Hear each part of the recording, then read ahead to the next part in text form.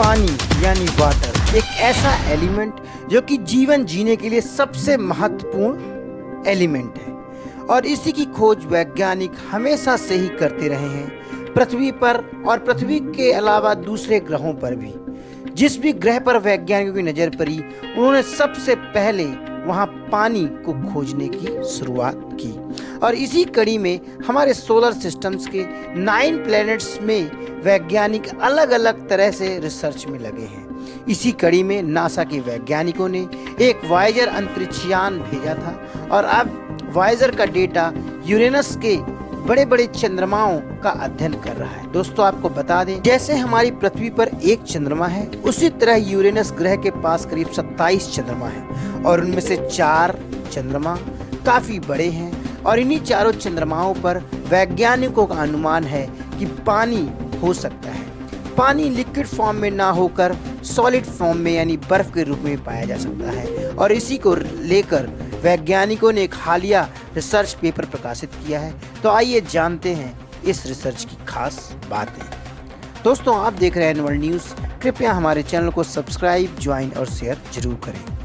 NASA के वैज्ञानिकों ने वायेजर अंतरिक्षयान के डेटा को रीएनालाइज करके उसके साथ नए कंप्यूटर सिमुलेशन मॉडलिंग रन करके इस निष्कर्ष पर पहुंचे हैं कि यूरेनस के 4 सबसे बड़े चंद्रमाओं और उनके कोर की बर्फीली परतों में महासागर छिपे हो सकते हैं, यानी पानी मौजूद हो सकता है लेकिन वह लिक्विड फॉर्म में ना होकर आइस यानी सॉलिड फॉर्म में मौजूद हो सकता है। उनका अध्ययन सभी 5 बड़े चंद्रमाओं के आंतरिक स्ट्रक्चर और टेक्सचरल स्टडीज के डेवलपमेंट करने में लगाया गया है, जिसमें से एरियल, अम्ब्रिल, टाइटेनिया, ओबेरॉन और मिरांडा मून शामिल हैं। वही वैज्ञानिकों का लंबे समय से यूरेनस के सबसे बड़े चंद्रमा टाइटेनिया वही उनके आकार को देखते हुए उनकी रेडियो एक्टिव डिके की स्टडीज़ में भी लगे हुए हैं, क्योंकि रेडियो एक्टिव डिके होने से उस चंद्रमा पर गर्मी भी पैदा हो सकती है, यानी रेडियो एक्टिव डिके हमेशा से ही गर्मी बनाए रखने में सक्षम होते हैं। वही आंतरिक महासागर को जमने से बचाव के लिए आवश्यक ऊष्मा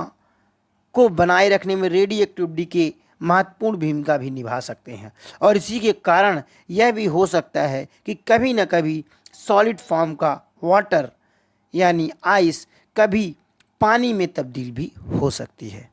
दोस्तों आपको बता दें कि नेशनल एकेडमीज 2023 प्लेनेटरी साइंसेस हमेशा से ही यूरेनस के सर्वे की खोज को प्राथमिकता देता रहा है और इसी तरह के मिशन की तैयारी में